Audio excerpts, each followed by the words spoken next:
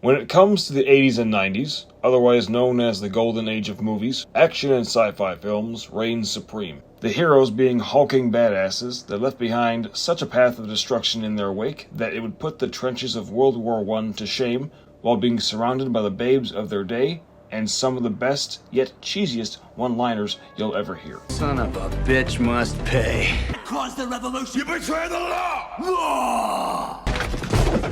Knock, knock. Some motherfuckers are always trying to ice skate uphill. But sometimes, amongst the explosions and testosterone, one of these movies will turn out to be an intelligent piece of cinema that will draw you in and keep your head buzzing even when the credits have stopped rolling. And for me, one of those movies was RoboCop, and Demolition Man, and Starship Troopers. But we're not here to discuss those, but instead we're here to look at Total Recall.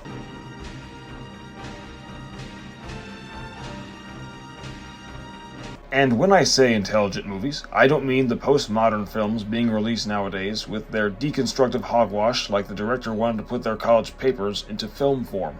Total Recall comes across as an entirely different animal, as it presents a well-written script and continues to pose the question of whether what we're witnessing is reality or if it's really just a crazy dream. But even if it contains some of the goofiness one comes to expect when watching an Arnold Schwarzenegger film,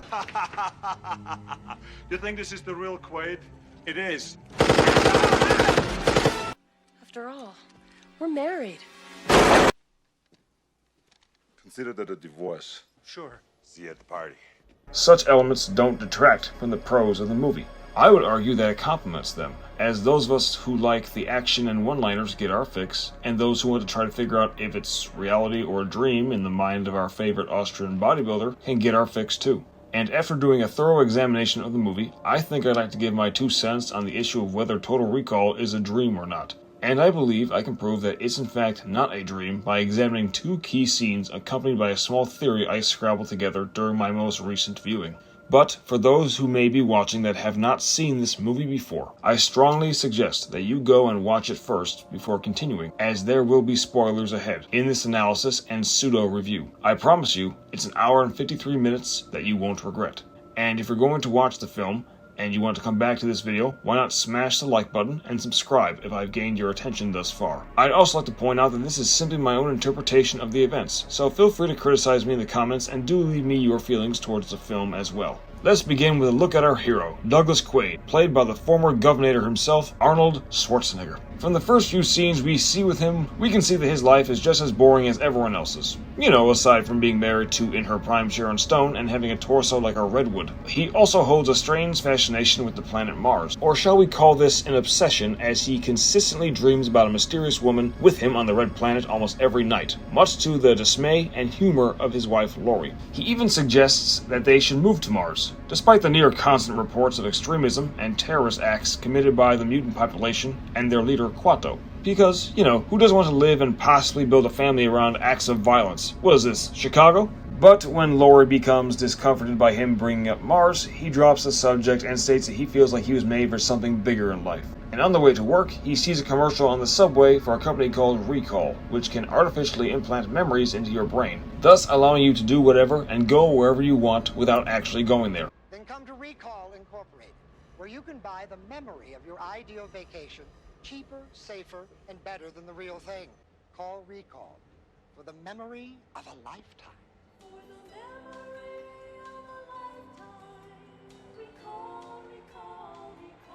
If Recall existed today, I imagine NSFW and Rule 34 creators would invest heavily and ensure the company never went out of business. Anyway, with the commercial sparking his interest in the company, he asks Harry from work about the company and receives this response. Thinking of going there? I don't know. Maybe. Well, don't. Why not? A friend of mine tried one of their special offers. Nearly got himself lobotomized. Don't fuck with your brain, pal. It ain't worth it. But despite the warning given from his co-worker and even the loving words of his wife, Quaid enters Recall and begins to discuss his fantasy with their salesman, McLean, who is rather dodgy when it comes to the subject of Mars and even tries to sell Arnie on a trip to Saturn instead. You were interested in a memory of, Mars. Yeah, Mars. To be perfectly honest with you, Doug, if outer space is your thing, I think you would be much happier with one of our Saturn cruises. Everybody raves about them. Also, a little side note, the receptionist is changing her nails from blue to red when Arnie walks in. Could this be a clue?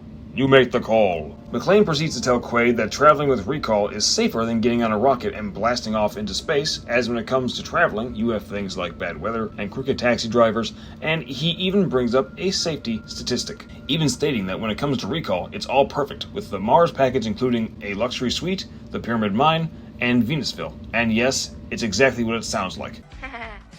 And I've gotten that clip out of the way, as I know people would complain if I didn't include this famous moment from the film, so there we go. And I would be remiss if I didn't point out that going with Recall hasn't become safer based around that stat, but rather space travel has become more dangerous. Why is that? If this was the Alien universe, I understand, but as far as we can tell, that's not the case. But, back on topic, McClane more or less gives away some of the plot for what Arnold would come across later in the film, which can lean towards this being a dream, and he even makes the suggestion of what's called an ego trip, where Recall can give Quaid a new identity for the Mars trip. And when looking at the selection, Quaid picks the secret agent option, to which our pitchman proceeds to spoil the entirety of the plot in less than 30 seconds. You are a top operative, back under deep cover on your most important mission. People are trying to kill you left and right. You meet this beautiful, exotic woman. Go on.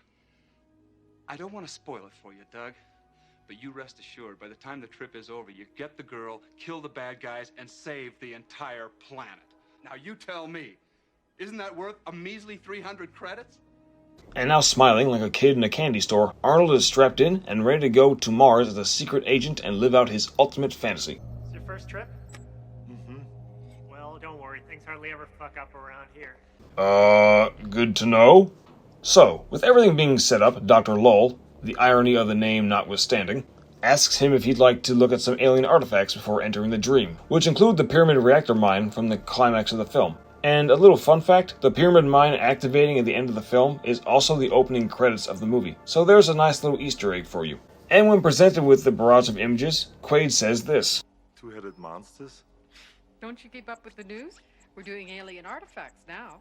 Immediately after seeing these images, we get the name of this particular ego trip. That's a new one. Blue Sky on Mars. Blue Sky on Mars, which mirrors the ending of the story, and Quaid even saying that he was always fascinated with the red planet. He's then sedated to begin the implantation process, and is allowed to choose from a selection of attributes for his ideal partner in his ultimate fantasy, with the computer giving him a picture-perfect image of the woman he's been seeing in his dreams. And right as he begins to nod off, we hear this. Oh boy, is he gonna have a wild time. He's not gonna want to come back. Oh, well, that's for sure. And cue the Austrian noises.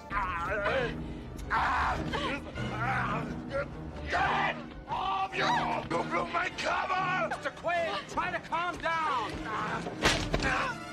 My name is not Quaid.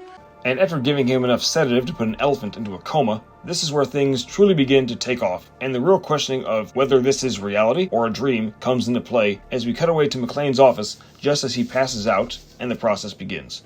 Therefore, everything we see from this point forward could very well be just another part of the ego trip. Now, before we can examine things further, let's see what we can establish, and I warn again, spoilers ahead. To begin with what was mentioned before about lousy weather and crooked taxi drivers, well... I got 4 kids to feed. So what happened to number 5? Ah, shit, man. You got me. I ain't even married.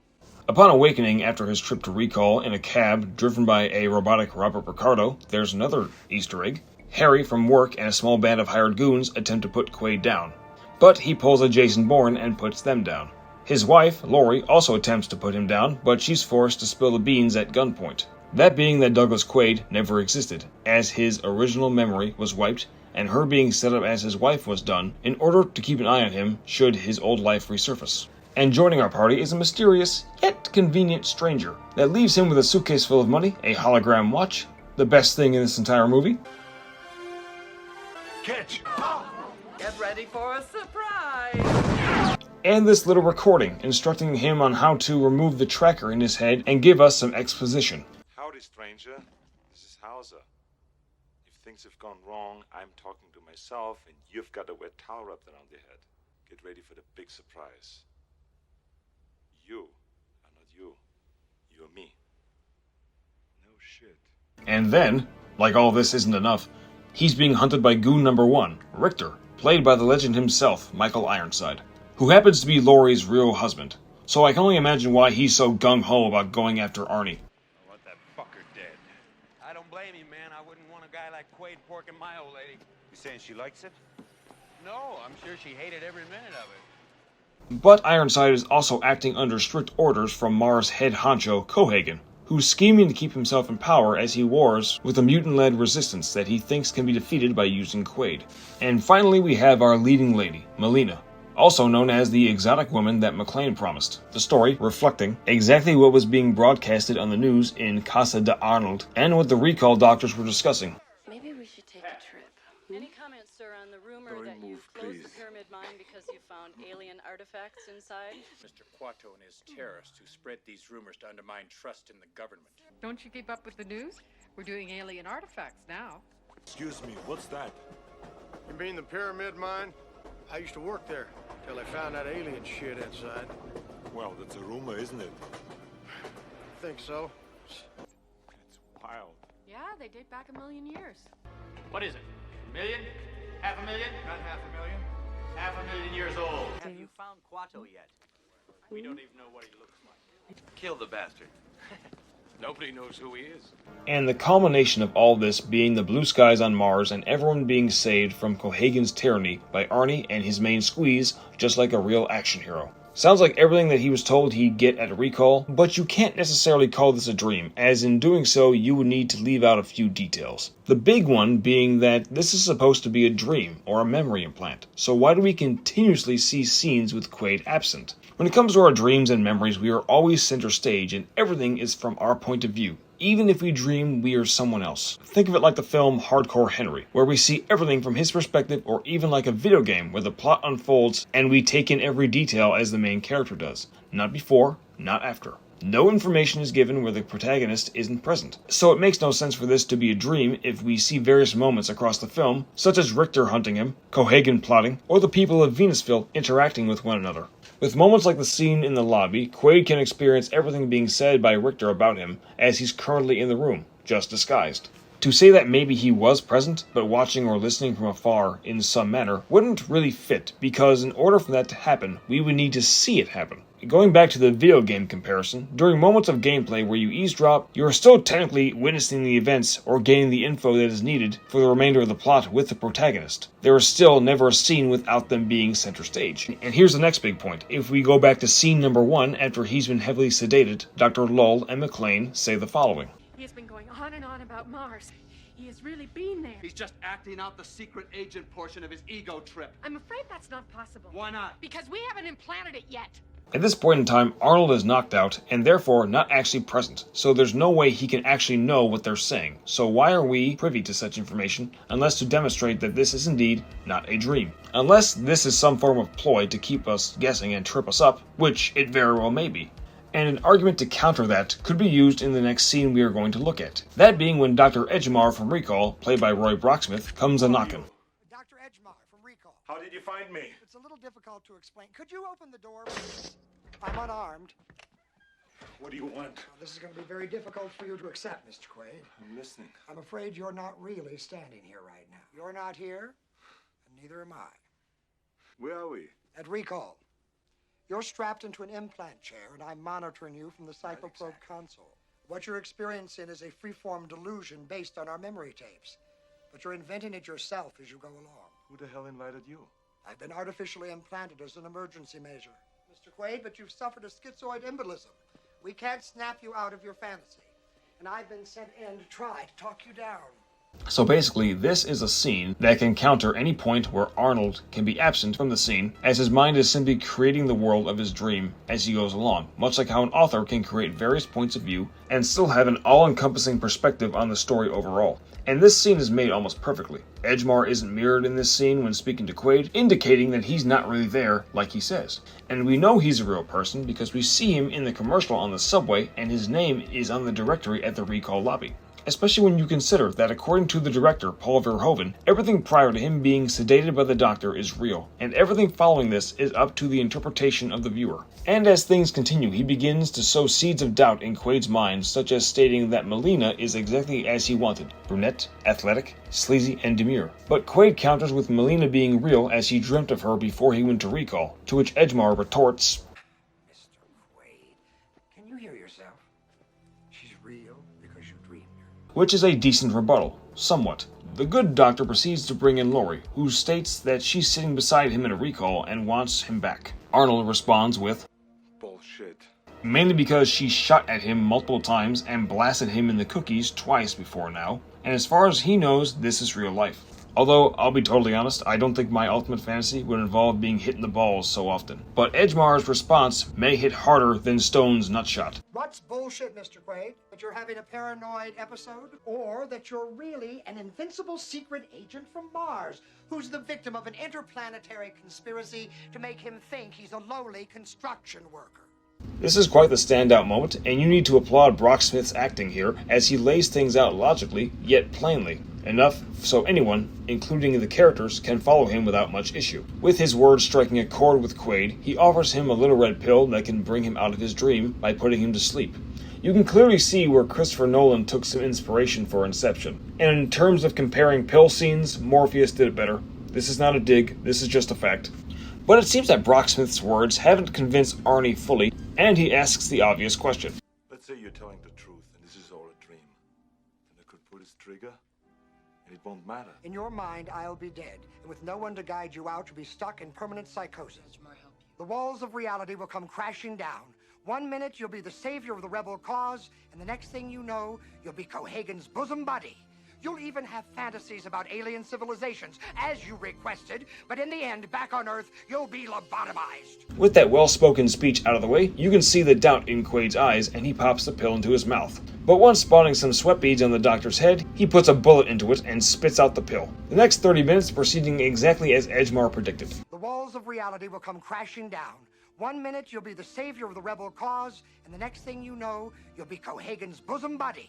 You'll even have fantasies about alien civilizations, as you requested, but in the end, back on Earth, you'll be lobotomized. And with the killing of the doctor, and how the events play out exactly as he described, this seems to lead to him staying in his dream and being lobotomized at recall. But if you still believe this is a dream, there are still some flaws. Let's start here. You don't see Edgemar's reflection in the mirror, which demonstrates that he's not there, and he's simply plugged in to try and talk him out of his dream. But Laurie has a reflection, as you can see here. This is very odd, considering there is no talk of her being plugged in, like he is, but that she's simply there at recall beside him. So why does she have a reflection? And if he is simply plugged into his mind and not actually there, why is he raising his voice and becoming animated when speaking to Quaid in addition to the sweat bead? If he's simply inserting himself into Quaid's mind, then he should be able to remain calm regardless of the situation, as nothing could really happen. And even if he was shot, what's to stop him from popping back up again? If anything, this moment should play out like this scene from Dredd, where Anderson uses her mutant ability to enter a gang member's head. Welcome to the inside of your head. My head. Do what I like. Sure. Thinking about hurting me doesn't actually hurt me. As we can see here, she has nothing to fear from the gang member, as she's not really there, regardless of the fact that this is his own mind and he can do pretty much anything he wants. She remains stoic throughout and does not lose her composure for even half a second. And let's go back to the safety stat that McClane showed us earlier. Considering how recall's safety remains constant, should demonstrate that this could be a regular occurrence, especially when compared to the following scenes. What about the guy you lobotomized? Did he get a refund? You're talking ancient history. It looks like we got another schizoid embolism. McClane doesn't even deny the fact that such things have occurred, and Dr. Lowe claims that it's another embolism. And when comparing those pieces of dialogue to the statistic, this could happen maybe once out of every 5 people, which means that Edgemar shouldn't lose his composure and stoic demeanor once the barrel of the gun is placed on his temple, as this could be just a regular day at recall. The fact that he does become so animated and no longer remains calm seems to point to the fact that there is indeed something to fear in this scene. And since there is no mention of dying in your dream means you die in real life, a la The Matrix or Freddy Krueger, I think it's safe to say we can rule that out. And if what I've just said isn't convincing anyone that this could be reality, pay close attention to these words from the doctor's speech. As you requested, but in the end, back on Earth, you'll be lobotomized. Back on Earth, you'll be lobotomized. Back on Earth, back on Earth. Back on Earth, not back in reality. This little Freudian slip tells a whole lot and can help confirm that this is not a dream, especially when you compare it to the aforementioned scene from Dread. But despite these points, there still remains the question of, if this is indeed reality and not a dream, why does Recall have images of alien artifacts and structures that we see later in the film, in addition to the name of the ego trip being called Blue Sky on Mars, aka how the movie ends? And I believe I can answer that question with a little theory I call the espionage theory. It comes back to several moments in the film, starting with scene 1 at Recall. Someone has erased his memory. Wait, excuse me. Someone? I mean, we're talking about the fucking agency. Shut up! The agency is also mentioned by the mysterious stranger with the suitcase. Wait. What? Who are you? We were buddies in the agency back on Mars. And if tech like what we see at Recall is open to the general public, and they can indeed implant memories, then it's fair game to say that memories can be wiped too. They even say as much. Cover up any memory that he's got of us or Recall. I'll do what I can. It's pretty messy in there. And if this is something that a company that's open to the public can do, I can only imagine what a powerful and wealthy individual like Cohagen can pull out of his ass. Especially when you consider this line. Richter, do you know why I'm such a happy person? Because I've got the greatest job in the solar system. As long as the turbinium keeps flowing, I can do anything I want. Anything. And then, when it comes to Recall, having images of the alien pyramid amongst others, the doctor asks him if he watches the news at all, indicating that the reactor in the mine, and whatever else they could be showing on screen, could very well be real. Even Dr. Edgemar saying that he's having an episode based on their memory tapes, which leads me to believe that the information Recall is supplying its customers, from pictures to story arcs, could be government information. If Recall is indeed partnered with a government body or agency, as the clip of Ernie getting slapped seems to suggest, it's very likely this could be the case. I mean, why would she slap him otherwise? It seems here like she's trying to keep him quiet and ensure that no one could possibly eavesdrop. And if what I've mentioned about there's no indication that you die in the real world if you die in your dream seems too far-fetched, at least when it comes to this little theory, we have something to work with based on the dialogue that can make it semi-plausible. And if this theory holds water, it could be why Recall had an image of Melina in their database, because if we presume that this is reality and not a dream, it could help explain why she matched Quaid's dream from earlier on in the film. Given the fact that Melina is a member of the Resistance and had a public profile in Venusville, it's very likely that she had her photo taken by security or a pedestrian, or maybe even has an arrest record for suspected resistance activity. Or simply maybe a physical altercation that resulted in her arrest. The images at Recall do look like a mugshot after all. And considering the fact that she stated that Hauser was using her so Cohagen could get to Kuato, which is what the movie tells us at the climax, it's very likely that Hauser had been the one to gather and deliver the information about her to the agency, which Recall could get a hold of. Plus, they knew enough about Venusville to be able to authenticate it in their memory tapes, so that would presumably include the citizenry. I personally think that this little theory of espionage can hold up, as it can help explain why Recall has so many images, places, and people to put in their memory implants in order to make them as authentic as possible, for whatever fantasy their customer could want, and yet it's real. It's like that old saying that the best lies have a hint of truth in them. But I could also be very wrong, as the film is fairly ambiguous in order to keep fans like myself theorizing and talking about it. Touche, Verhoeven. Also, I didn't pick up on this until I was in the middle of writing this script, but it's possible that Hauser was double-crossing Cohagen the whole time. Because Hauser became Quaid so he and Cohagen could take down Kuato and the Resistance, but he gave Quaid the holographic watch, which was only used to take down Cohagen and free Mars. This movie is layered beyond belief. If you enjoyed this video and would like to see more like it, please smash the like button, leave a comment about what you thought, and subscribe for future content. Don't forget to hit the bell icon to be notified for when the next video drops. And in the meantime, stay blessed.